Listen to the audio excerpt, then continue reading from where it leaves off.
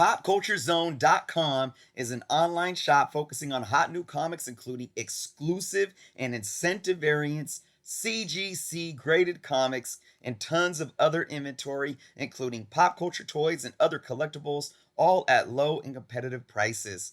PopCultureZone.com ships all over the US. And if you are buying raw comics, they offer flat rate shipping of only $4.99. That's right, $4.99. Absolute craziness, right? And there's no taxes included, excluding New Jersey. Pop Culture Zone is also on eBay, where they hold a 100% positive feedback rating with over 8,000 completed transactions for this year alone. Make sure to check out the link to their website below, as well as their eBay link, so be sure to give them a follow there as well. What is going on, everyone? Chris with Journals, Comics, and Pop Culture. I got a fun video today, guys. We're going to be looking at some of these comic book boxes and talking about the best way to sort your comics in your boxes when you run out of room. Now, big shout out to Sagi, who is a patron supporter of the channel. I did my Q&A video for this month, and he asked a question that talked about, you know, when you run out of room in boxes, what's the best way to keep adding? Now, I answered this question, but I did it in a way that I don't think really explained myself clear enough, so I'm making a separate video for all of you to take an approach that I find works very well for me. So let's get into this, guys. Okay, so what you're looking at right here, like on this whole shelving unit to even kind of where you guys can't see right over there, this is basically A over there through about M right here, okay? And I have comics sitting on top because they need to be filed away. But this is this is M. Got a Man Thing tab right here. So you got A through M of Marvel goodness, all right? Now, most of these, this one has a little bit of space in it, but most of these are getting really tight, right? And I always talk about you don't want to suffocate your books in a box. You want there to be about, like, if you guys can see how this is moving, look, I can easily put my hand in there. That's what you want for breathing room. You don't want to leave a lot of room where your books are slumping over. If for some reason a box has extra room, you're going to want to find something to put in there. Like, I got something down here. I show these a lot too. Something like this that you could throw in there. You don't want your books slumping over, but you don't want them so tight that they can't breathe. This is perfect. But what happens when you have all your boxes and they're so filled up? Well, you're going to need another box, right? Hopefully you have room for another box. That's one issue. But so, okay, they're all filled up. You got more books coming in. You just hit up a massive haul and, you know, you got like 50, 75 more books, whatever it may be. You're going to need another box. That's regardless. So here it is, another box. And guys, I highly recommend BCW boxes. Of course, they're sturdy and they'll last forever, but they're also a bit longer. Comic Defense boxes, okay? They're a short box. This is a BCW short box. The BCW box is this much longer. You can fit a good 10 to 15 extra books in a BCW box. And that's why I like them over any other brand. Well, one reason. So you get a new box. You got all these books coming in. And as you guys can see down here, I do have a big stack of books. Not all of them are going to go in here. But I am running out of room.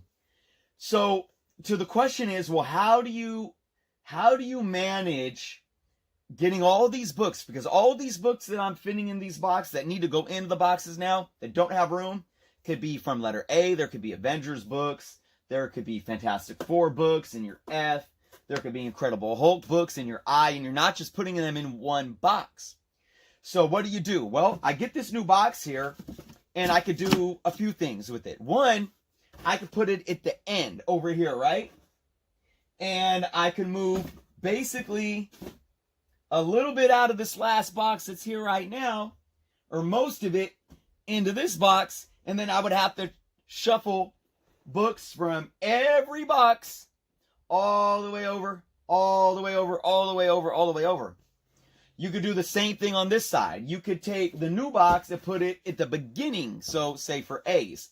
And then you would take the new box that was your A box before and shift most of it with leaving a little space. Shift the next box, most of it, leaving a little space, and so forth.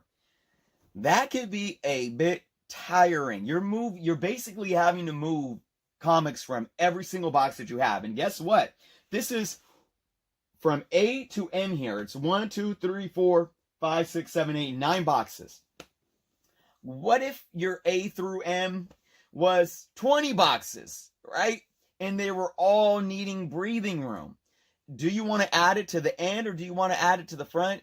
I say absolutely not. Absolutely not. What you can do, and this is the best thing for me, is you put it somewhere in the middle. Somewhere in the middle allows you to, you're still going to have to shuffle around books in every box, but it, for the most part, is going to alleviate how much you shuffle. So say I take this box and I put it right here between, well, actually, I'm not going to put it right here. This is, actually, yeah, I can. I have so much, this is on my Fantastic Four. I got F over here. I got F over here. So what I can do is I can put it in the middle of these, right? And let me show you how I'm going to do that. I'm going to take the back end of the box on the left and the front end of the box on the right. All right? Now let's start with the box on the right. These come after this. So I'm going to take some of these and put them in the back of the new box. All right? Just like that. I'll take a few more. There we go. All right? So now I have a good gap in this box that was there, and I got this much in my new box. But then I'm going to take from the back of this box and put it in front of these. That way my Fantastic Four books are staying in order. This one's really tight. There we go. I'm going to take some more. There we go. Actually, I'll take a little bit more because we got enough room in here. All right, so now I have a huge gap over here and a huge gap over here. Those are the two old boxes, and I got a decent gap in my new box. Well, if I'm not stuffing them with a ton of books, new books that is, that I bought, I can keep that in there for now. This is gonna sit in between here, right? Obviously, I added a new book, a new box. Now I'm not gonna sit it in there right now. I don't really have the room, so let's set this aside for a minute, okay?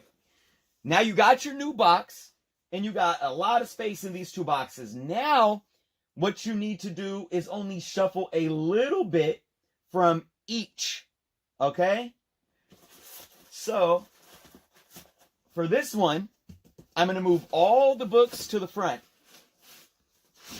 And then I got space in the back. What am I going to do with that space in the back? I'm going to come over here. This box is nice and full.